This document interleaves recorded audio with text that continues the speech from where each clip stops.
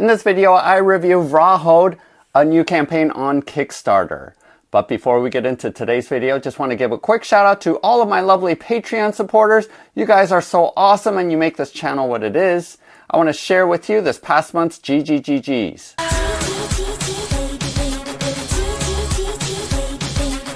Each month, Bob the Beholder picks some of my Patreon supporters to receive gratitude gifts. For this past month of September of 2024, Drew S. is receiving the Cosmic Conquest demo set. They did cancel the campaign and are hoping to kickstart in the future, so I'm going to go ahead and send Drew the demo set that I received. Vincenzo is receiving the Primal the Awakening Deluxe box holder. Gregory P. is receiving the $100 to go towards either the Heroes of Might and Magic 3 or the Welcome to Hellwick campaigns. And finally, Richard M. is receiving the Hey Gears Ultracraft Reflex RS. Congratulations to everyone who was picked by Bob to receive these GGGGs. And also use the link below if you want to go to my Patreon page to find out more information on this month's gratitude gifts. So Weathervane Games did reach out to me and asked if I would be willing to do a review of their new game, Vrahode, which is on Kickstarter right now. So this video is split up into a couple of different sections. So go ahead and use the timestamps below if you want to skip ahead. I do go through the campaign page so that you can see what it's like. And I'm also not doing a very detailed how to play. There is a really good video that I watched, and go ahead and check it out here, that does walk you step by step through actually campaigned play. And that's going to give you a great sense of how it works. But high level is that this is a dungeon crawler adventure like so many others that are out there. You're moving your characters around on this grid-based maps that are available for each of the 24 scenarios that is going to be in the campaign box that you're going to receive.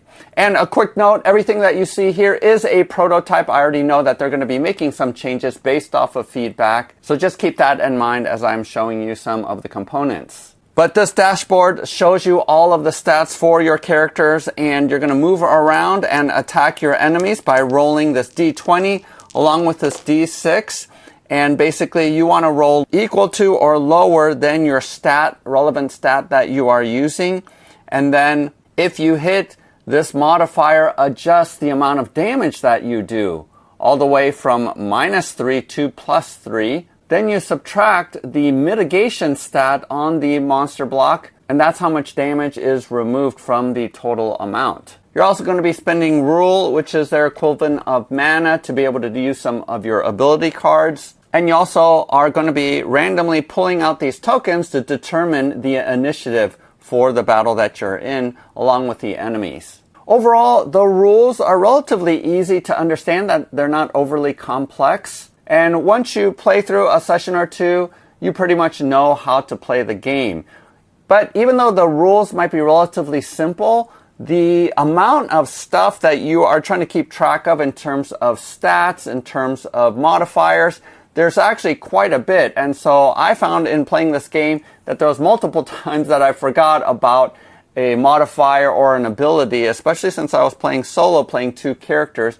You can play true solo, but when you're managing two or more characters by yourself, it is easy to forget all of the modifiers that are happening in the game. So there are a bunch of chits and tokens that you can use to try to remind yourself, but probably in every scenario that I've played, there is something that I have forgotten. I mean, it's not the end of the world when you forget something, but I just want you to note that there can be quite a bit of things to keep track of. I really do like that each scenario does come with their own map, sort of similar to Gloomhaven Jaws of the Lion. It makes setup super easy. I like that they have most of the stats right on the map, and that the map isn't too big or too large. It doesn't take up a ton of your table space in terms of where the map is at. And it's not quite a table hog. And as you can see here, this box is relatively small. Definitely fits inside of my Calyx. And it's going against a lot of other games that are miniatures heavy. This box is manageable. Everything does fit back in, even considering that these player dashboards has this really chunky base to it. You can still fit everything nicely into the box.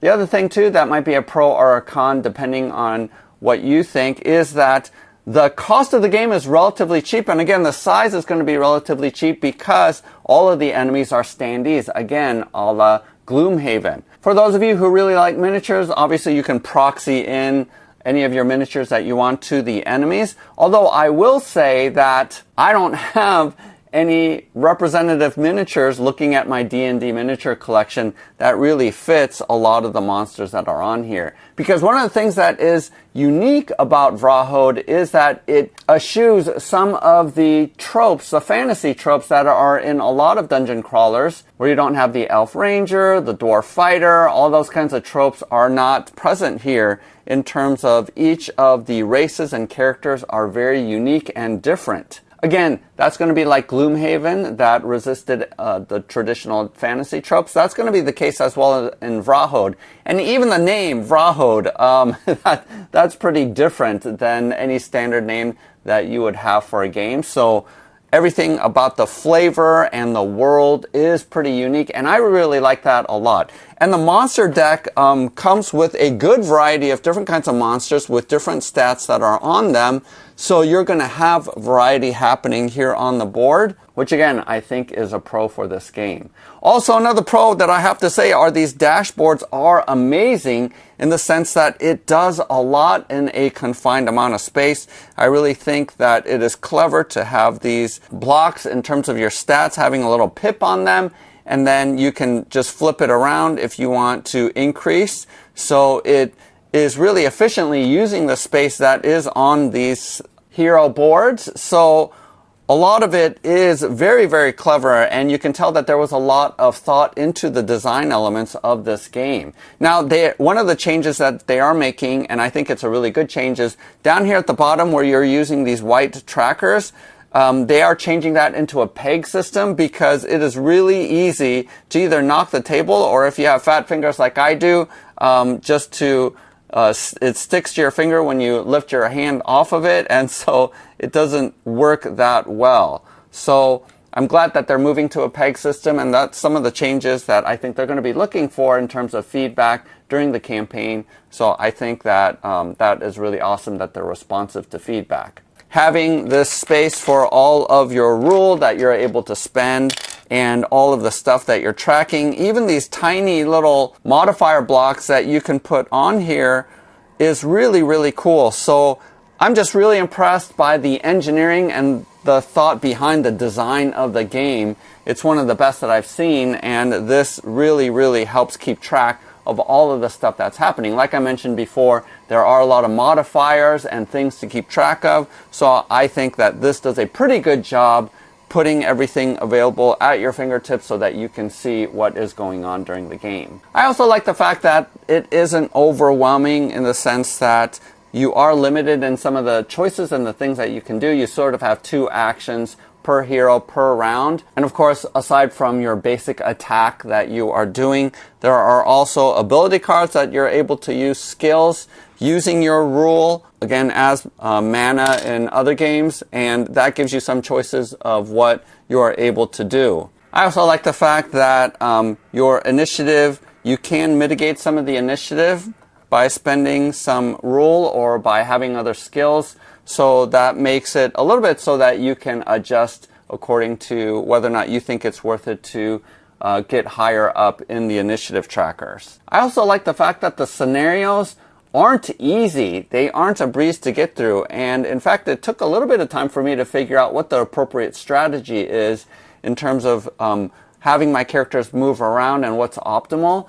That it's a little bit different from all the other games that I play. So you have to have a mindset shift in terms of the strategy that's available on the board. And a lot of times it's really come down to the wire, where I was almost dead before completing a scenario. And in a couple of the scenarios, I actually lost the scenario. So the game is a little bit swingy because of the D20 system and because of the luck of this modifier die for your damage. All of those things make it a little bit more swingy, and the scenarios really, you can be totally hosed with a scenario if you roll poorly, which I am chronically a person who has bad luck with the dice. So there are situations where if you are rolling badly, then you can get totally wiped out from a scenario.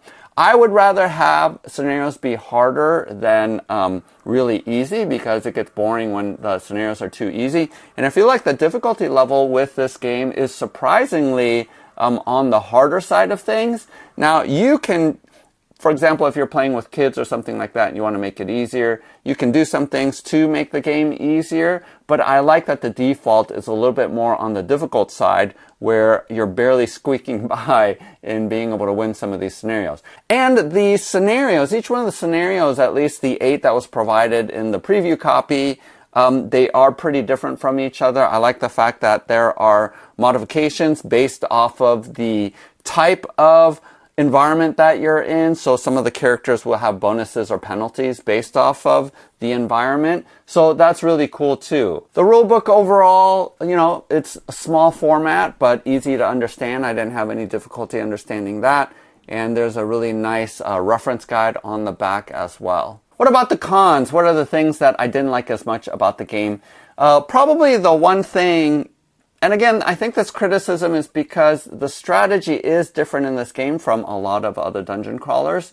I found myself initially just charging in and fighting, but in this game, it's actually strategic to wait and actually move backwards and allow the enemies to come towards you so that you actually can get that first hit off of them. So that's a strategy or a tactic that I wasn't used to, but in this game, you have to think about how to set yourself up so that you can hit. And one of the things that I didn't like is there are times where you're really skipping your turn or not really doing anything. And I wish that if you chose not to do something, that you would be able to have some kind of boost, automatic boost, or maybe a heal that happens by skipping your turn. Because there was a number of times where one of the characters really didn't do anything because they were setting up for the next turn. And also, like I said, if you roll poorly and you just whiff, you just waste an entire turn with no effect on the board. In other games like Tanaris Adventures, if you miss, you still do residual damage. So you feel like you're at least doing something even if you whiff.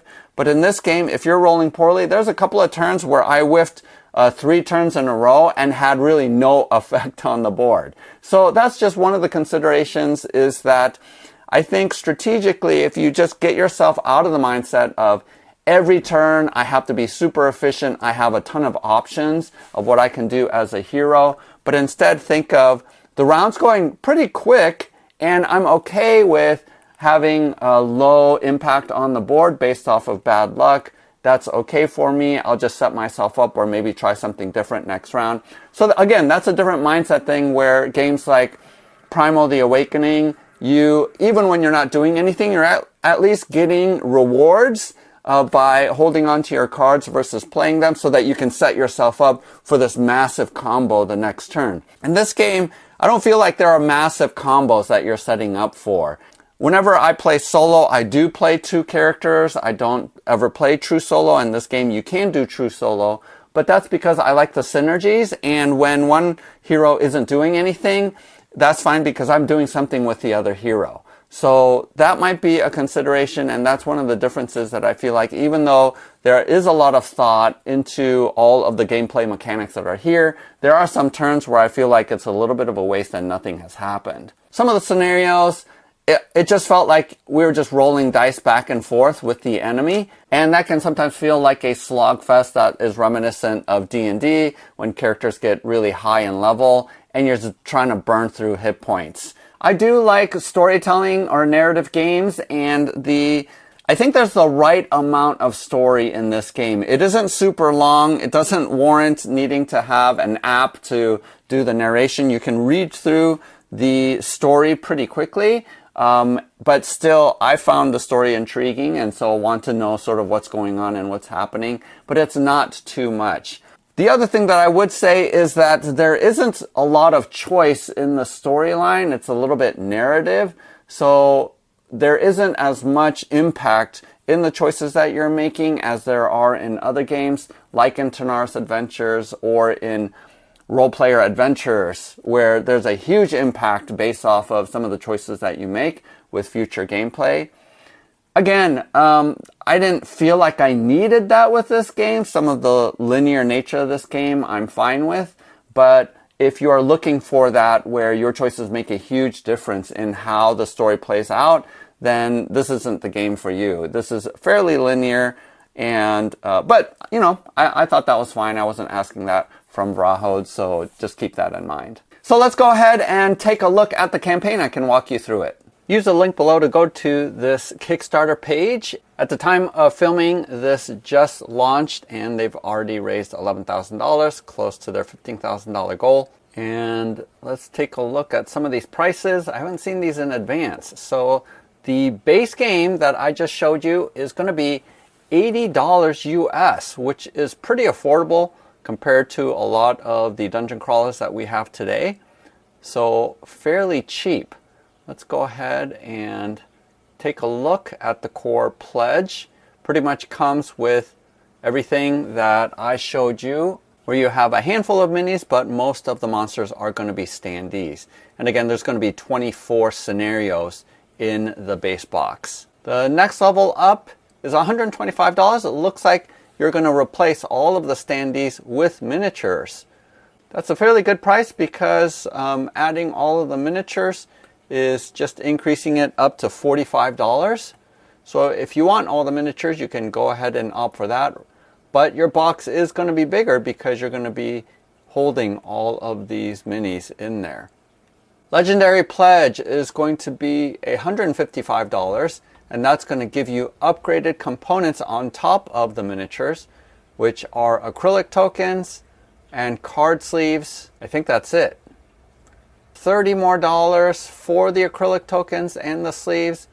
I don't know if that's worth it. I might, if I wanted the miniatures, I might stick with just this pledge here, the rare pledge, because honestly, I don't know if this is worth $30 to have the upgraded tokens. Looks like this is what's included. You have obviously 4 boards because you can play up to 4 players. And then all the miniatures are going to be ink washed like they are with these miniatures. This must be for the base pledge because it has the standees, but all of them, I wonder if the ones with miniatures also include the standees. I'm assuming so, but not 100% sure. You have the encounter maps, which I think are really nice. All of the cards, the enemy trackers. So pretty much everything that I showed you, although they did replace the action blocks actually with these pegs, which I think is better.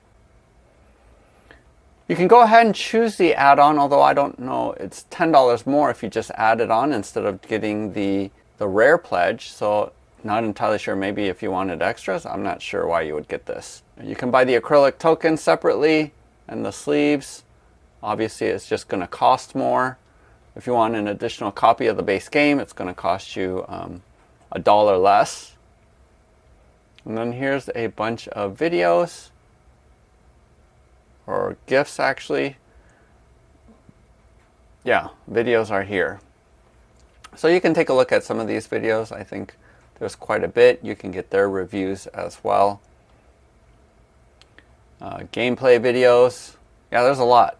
There's a lot of resources here if you want them. And then there are going to be unlocks, which we don't have right now because this just launched. Shipping information. Yeah, it's not that bad. So the core pledge being at $80, I think is a really good deal, as long as you don't mind having standees. And I know some of you actually prefer the standees.